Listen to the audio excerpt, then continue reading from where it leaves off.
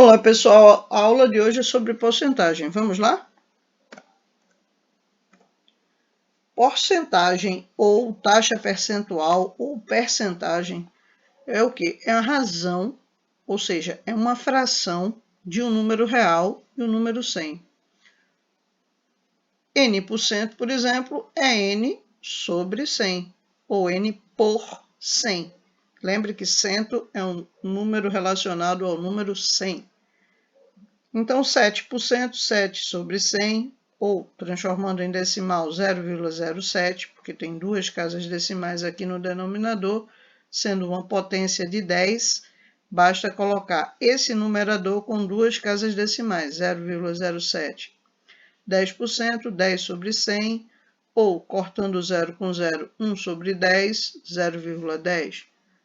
150%, 150 sobre 100, corta 0 com 0, 15 sobre 10, que eu simplificando aqui por 5 vai dar 3 sobre 2, ou ainda 7,5%, 7,5 sobre 100, que essa, multiplicando aqui por 10, ó, essa vírgula vem para cá e acrescenta um zero aqui, fica 75 sobre 1000, que é, se eu simplifico aqui por 25, vai dar 3 sobre 40. Vamos a outra situação. Diz assim o texto.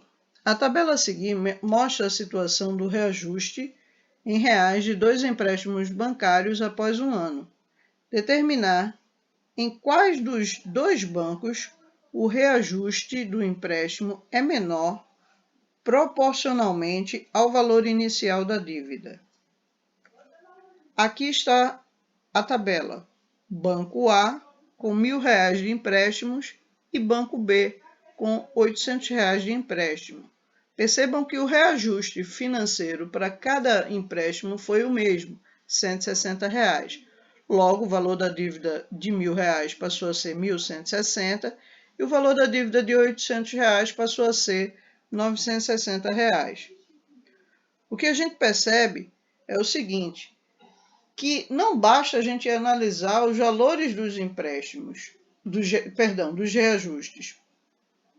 O que a gente tem que fazer é comparar os reajustes representados em forma percentual ou em forma de porcentagem. Por exemplo, no Banco A, após um ano, vai pagar quanto? R$ 160. Então, a gente vai ter que ver esse valor de 160, o que ele representa do universo de R$ 1.000, ou seja, 160 sobre 1.000. Aqui o que eu faço? Corto 0 com 0, sobrou 16 sobre 100, que é 16%. Já no Banco B, paga-se R$ 160 em relação ao universo de R$ 800 de empréstimo. Então, nós temos 160 sobre 800. Se eu divido aqui por 8, ambos, vai dar o quê? 20 sobre 100, que é 20%. Logo, a gente percebe que no Banco A, o reajuste é de 16% e no Banco B, 20%. Portanto, o empréstimo no Banco A ele é menor, tem um reajuste menor proporcional ao valor inicial. Então, é mais vantagem a gente, ou uma pessoa, pedir dinheiro emprestado ao Banco A do que ao Banco B, independente do valor que vai ser pedido emprestado. Já no outro problema, diz assim que em uma pesquisa em que 1.200 pessoas foram entrevistadas, 25 afirmaram 25 aqui gostar de ler o jornal A. Destas, 40% eram mulheres. Vamos à pergunta A. Calcular o número de pessoas entrevistadas que afirmaram gostar de ler o jornal A. Bom, eu vou calcular o quê? 25% do total de 1.200, ou seja, 25% de 1.200. Quando você vê essa palavrinha de,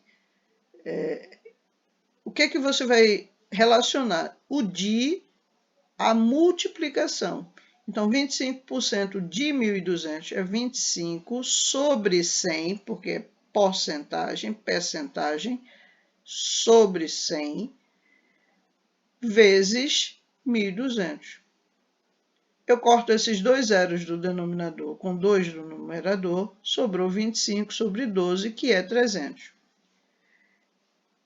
Bom, dessas 300 pessoas que leem o jornal A, nós percebemos que 40% são mulheres. Logo, o que falta completar o todo?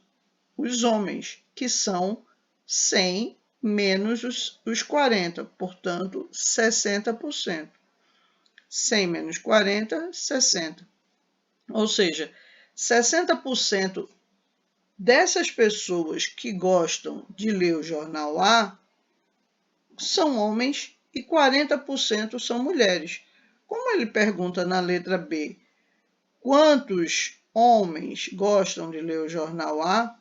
Então, a gente vai fazer 60% de 300. Ou seja, 60 sobre 100 ou 0,60 vezes 300. E aí vai dar 180. Portanto, concluímos que dessas 300 pessoas que leem o jornal A, 180 são homens. Temos um outro problema: aumentos e descontos sucessivos. O que é isso? Bom, para determinar o preço de um produto após um desconto ou um aumento percentual, pode-se proceder, pelo menos, de dois modos. Um deles consiste em calcular o valor do aumento ou desconto e, em seguida, o preço final. O outro é encontrar a relação percentual entre o preço final e o preço inicial e depois calcular o preço final. Bom, se uma mercadoria custa R$ 25 e sofre um aumento de 20%, pode-se determinar o novo preço das seguintes formas. Calcula-se o quê? 20% de R$ 25 para determinar o valor do aumento. Então, 20% é 0,20 vezes 25, que vai dar 5, ou seja, R$ 5 de aumento. Em seguida, vamos efetuar o quê? A adição do preço inicial e o aumento, obtendo assim 25 mais 5. Quanto é 25 mais 5? 30. Então, determinam-se a relação percentual entre o preço final e o preço inicial. Nesse caso, o preço final equivale a 120% do inicial. Desse modo, basta calcular 120% de 25 para obter o preço final. Eu gosto sempre de trabalhar com número percentual em forma de decimal. Eu prefiro. Então, 120% é 120 com duas casas decimais. 1,20 vezes 25, que no caso vai dar 30. Logo, de um modo ou de outro, o preço final é de R$ 30. De modo geral, sejam VF, que é o valor final, VI, que é o valor inicial, II, a taxa percentual de desconto ou de aumento, então é possível estabelecer uma relação. Que relação é essa? Que o valor final vai ser sempre 1 mais a taxa percentual vezes o valor inicial, se for um acréscimo. Se for um desconto, o valor final vai ser 1 menos a taxa percentual vezes o valor inicial. Essa fórmula, esse valor 1, ele se refere aos 100%, porque 100 sobre 100, 100%, 100 por 100 vai dar 1, certo? Agora, quando a gente está trabalhando com esse número em forma de decimal, ao invés de ser em forma de fração, nesse caso aqui é um número inteiro, né? Isso me obriga a trabalhar com a taxa percentual em forma decimal também, tá certo? Então, a taxa percentual usa-se o sinal negativo no caso do desconto e positivo no caso do aumento. Então, de modo geral, quando o valor inicial sofre variações percentuais sucessivas, pode-se obter outra relação do valor inicial ou do valor final.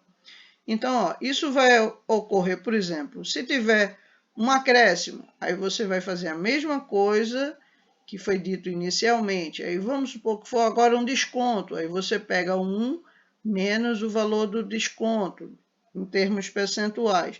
E vai fazendo isso tantas vezes quanto o problema impor ou direcionar, melhor dizendo, vezes o valor inicial, ok? Então, por exemplo, o preço médio de 1 litro do álcool em um período de entre-safra era de R$ 2,00. Após alguns meses, esse preço sofreu 2 descontos sucessivos, um de 10% e outro de 5%. Em seguida, houve um aumento de 2%. Qual o preço médio final do litro de álcool? Vejam que houve um desconto de 10%. Então, se descontou 10%, eu vou pegar 1 menos 0,10. Quanto é 1 menos 0,10? 0,9. Ou 0,90. E o outro desconto é de 5%. Então, se descontou 5%, o que é que eu vou fazer? 1 menos 0,05.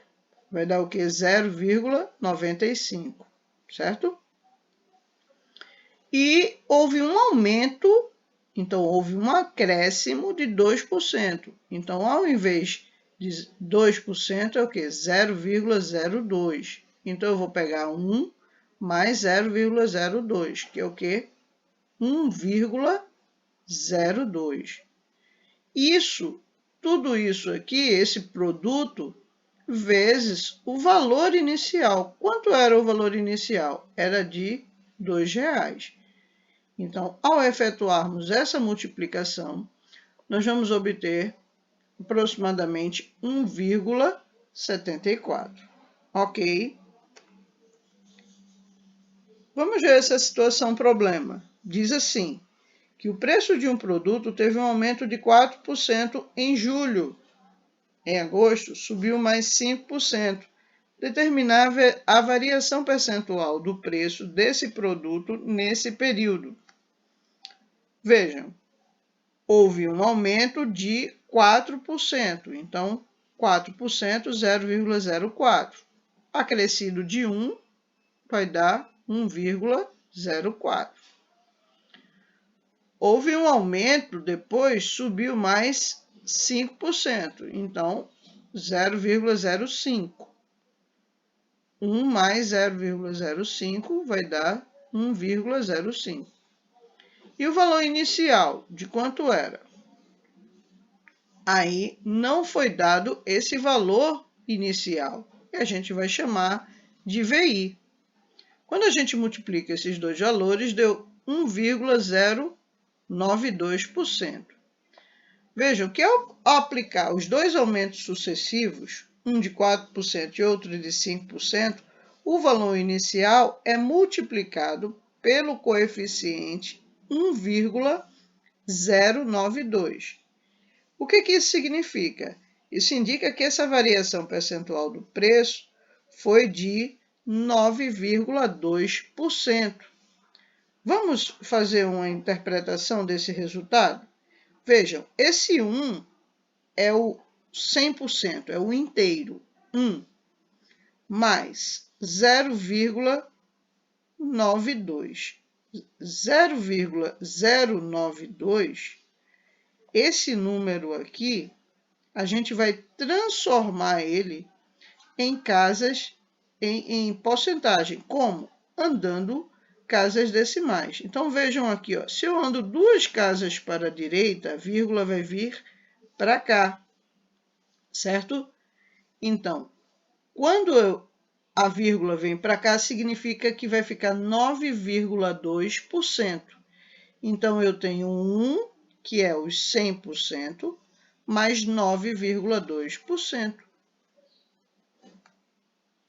Logo, a gente conclui que houve um aumento de 9,2% desse produto. Ok? Gente, foi um prazer estar com vocês. Eu espero que eu tenha ajudado um pouco. Qualquer coisa, pode me procurar no Classroom ou pelo Instagram. Um forte abraço, fiquem com Deus. Deus abençoe a todos.